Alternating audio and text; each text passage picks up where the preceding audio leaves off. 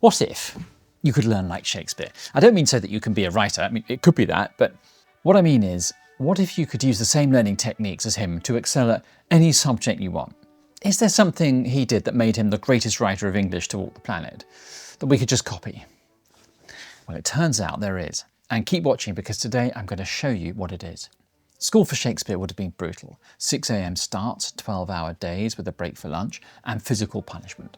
A lot of physical punishment with a birch rod.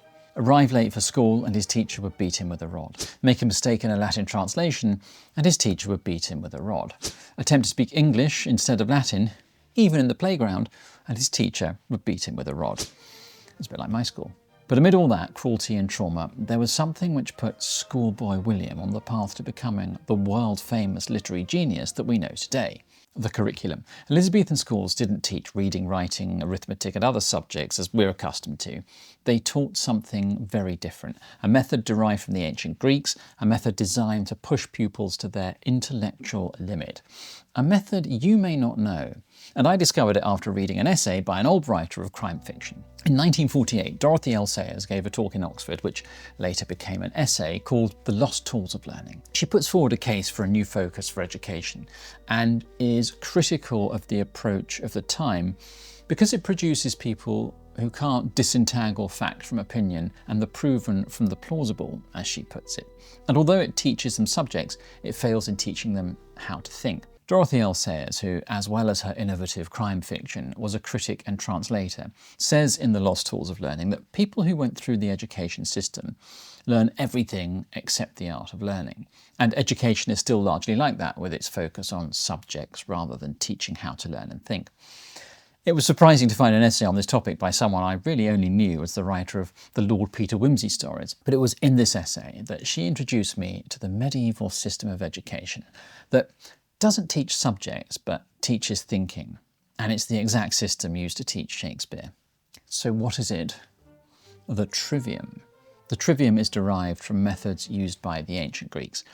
But it was the Roman educators like Quintilian who combined them into a curriculum for training elite Roman citizens. They were refined and grouped in the 5th century, and finally adopted by the Catholic Church in the Middle Ages and called the trivium, which in Latin means the 3 ways, 3 intersecting roads where people meet and exchange ideas. It was actually a little more complicated than that, because by the time Shakespeare was at school, Henry VIII had got involved and wanted to separate education from the Catholic Church. This was during the English Reformation and the Renaissance. He passed royal injunctions to standardise schooling, so when Shakespeare walked into the classroom of the King's New School, he was about to start learning a well-established curriculum going back over, 1600 years. But why is it so good? The trivium is not about teaching facts or subjects. Once mastered, it can be turned to that, but in the learning stage, it trains you to think, analyse and communicate. Miriam Joseph, in her book The Trivium, has a really nice way of putting it. She says the essential activity of the student is to relate the facts learned into a unified organic whole, as the rose assimilates food from the soil and increases in size, vitality and beauty. That's quite nice. But what's striking about that method is how similar it is to the findings of the latest research on the science of learning. Active learning, retrieval practice and reflection are built into the trivium. And yet it's a method that went out of fashion.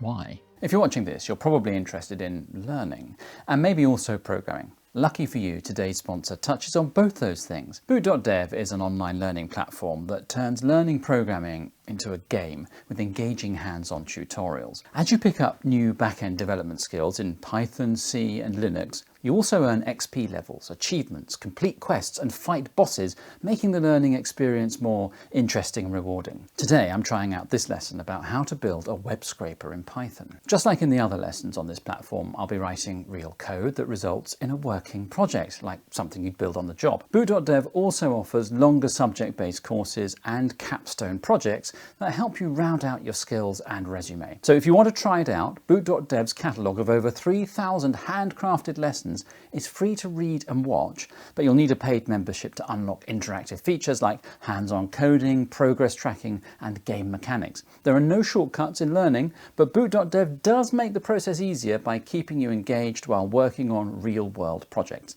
Click the link in the description and use my code Python to get 25% off your first payment for boot.dev. Thank you to boot.dev for sponsoring. Many reasons. The Industrial Revolution, for one. Rather than a small number of elite people trained in the art of thinking, the world needed a different set of skills. And the rise of widespread education made the teaching of time-consuming, labour-intensive methods like the trivium impractical. Education was standardised using an industrial factory model. Children grouped by age and subject and taught facts. Facts alone are wanted in life. Plant nothing else and root out everything else. You can only form the minds of reasoning animals upon facts, said Gradgrind. Learning how to think and the creativity which springs from that was not valued. Facts, conformity and discipline. That was the aim.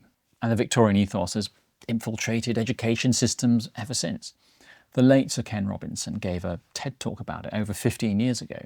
More recently, unless you were lucky enough to go to a school or have a family that could teach these methods, learning how to think was left to chance. Learn a few subjects and somehow you'll naturally learn how to do it well.